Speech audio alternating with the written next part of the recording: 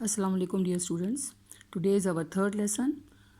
Open your book on page 4 and 5. So after the Muslim scientist, our next topic is branches of chemistry. So chemistry, it is a very vast field. So for convenience, it has been divided into various branches in which the 8 branches are given in your course. And here you can see it on book page 5. First one, that is the physical chemistry. Second one, that is the organic chemistry. Third one, that is the inorganic chemistry. And the fourth one, that is the analytical chemistry. Fifth one, that is the industrial chemistry. Sixth one, that is the nuclear chemistry. Seventh, biochemistry. And the eighth one is the environmental chemistry. So today we are going to discuss each branch with its definition one by one. Okay, now branches of chemistry. So the basic branches of chemistry are physical chemistry, organic chemistry, and inorganic chemistry. So today we are going to discuss the first 4 branches of chemistry, in which the first one is the physical chemistry. Physical chemistry, it is defined as it is the study which deals with the relationship between the physical properties of a substance and chemical changes occurring in them. In other words, it is also defined as it is the study of the relationship between the composition of the substances with the physical properties, and the physical properties are basically dependent upon the components which made that compound or a substance. If we look at the example of the water, so water, it is a compound, and here you can see its chemical formula, that is H2O. So by means of this chemical formula, we come to know that this one molecule of water contains 2 hydrogen atoms and 1 oxygen atom. So the ratio is 2:1 by volume, and according to this composition, it having its specific melting point, boiling point, the structure of atoms present in it, the color of water, the taste of water, the softness and hardness of water, and all these changes are occurring according to certain laws and principles. So collectively the study is called as physical chemistry. Is it clear to all of you? Okay, so this is the first one, branch of chemistry. So I repeat the definition: the branch of chemistry which deals with the study of relationship between the physical properties of a substance and the chemical changes occurring in them by means of certain laws and principles. This is called as physical chemistry. Okay, now we move to the next one branch, that is the organic chemistry. So if you look at the next one branch according to the book definition, here it is defined as it is the study of those compounds which contains carbon and hydrogen, called hydrocarbons and their derivatives. Okay, now look at the another definition. I little bit explain it in little bit detail.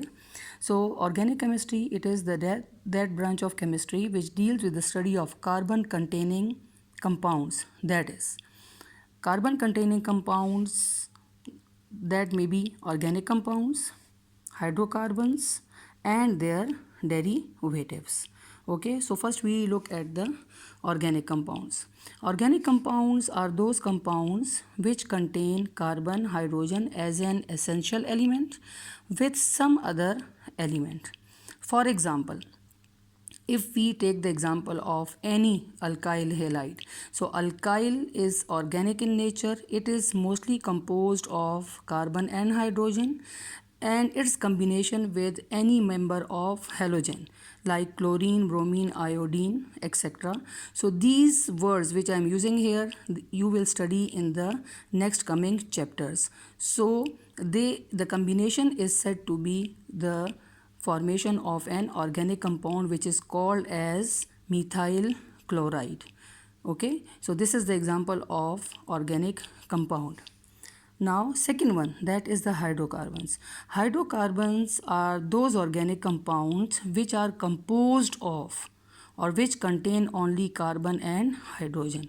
So their examples are the three main groups, and these are alkane, alkene and alkynes. So hydrocarbons on the basis of type of bonding present between the carbon atoms, they are divided into two main groups. One is called as saturated hydrocarbons, another one is called as unsaturated hydrocarbons.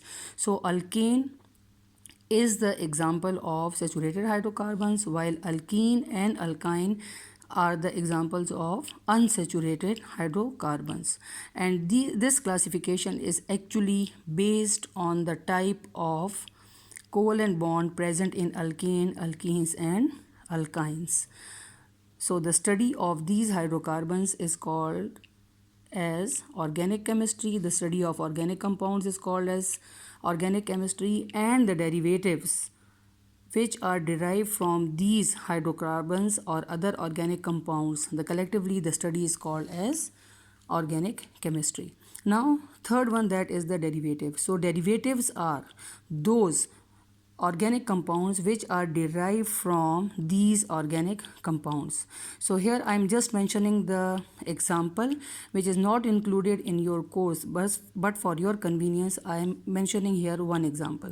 For example, if the two molecules of carboxylic acid, it is the organic compound, when they combines, the new product called as acid anhydride is formed by the removal of water molecule. So this acid anhydride is basically the derivative of the organic compound. So collectively the study of carbon containing compounds, that is organic compounds, hydrocarbons and their derivatives, it is called as organic chemistry. I hope so it is clear to all of you. Now moving towards the next one branch, that is the inorganic chemistry. So look at your book. It deals with the study of all the elements and compounds except hydrocarbons, organic compounds and their derivatives. Okay, now the all the elements except carbon and their compounds, they are studied in the inorganic chemistry. For example, sodium, it is an element by nature, it is a metal, it is an inorganic element. The compound of sodium, that is sodium chloride, it is a compound of sodium and it possesses ionic bond in it, and it is inorganic in nature. Another example of compound of sodium is sodium bicarbonate. So sodium bicarbonate contain carbon, but it is inorganic in nature. So what is the reason? When any metal, here metal is sodium, and this metal make bond with the polyatomic ion.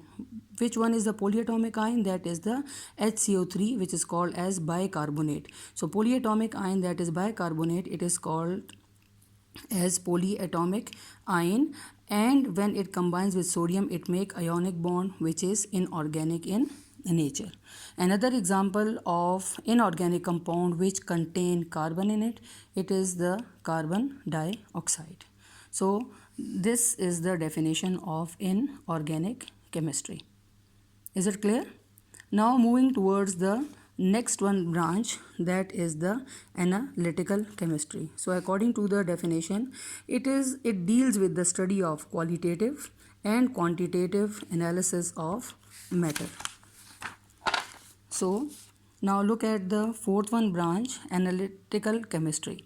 The word analytical is taken from the word analysis. In Urdu it means तजिया करना और जांच पड़ताल करना. In English it is also called as the detailed examination of a substance. So the analysis can be divided into two types: qualitative, which contain type or kind, and quantitative, which contain amount or nature. So the branch of chemistry which deals with the study of qualitative analysis or quantitative analysis of a substance is called as analytical chemistry. Here we take the example of methane gas. First, we analyze it under the definition of qualitative analysis. Okay, so methane gas, here I have written its chemical formula CH4. So by means of this chemical formula you come to know that it is composed of carbon and hydrogen. So it will be the type or kind of that substance. Look at the quantitative aspect. In quantitative aspect, by means of chemical formula, we come to know that CH4 is comprising of 1 atom of carbon and 4 atoms of hydrogen. So here it shows the quantitative aspect of that substance. So a number of examples are there for analytical chemistry, and the knowledge of analytical chemistry, it having the broad application in the field of medicine, science, engineering, pharmacy, industries, food, agriculture, laboratories, etc.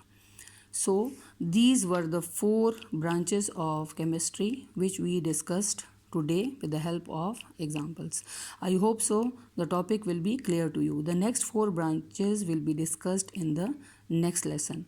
Kindly read out these definitions in your book as well, and also read the definitions for your proper knowledge and your proper learning.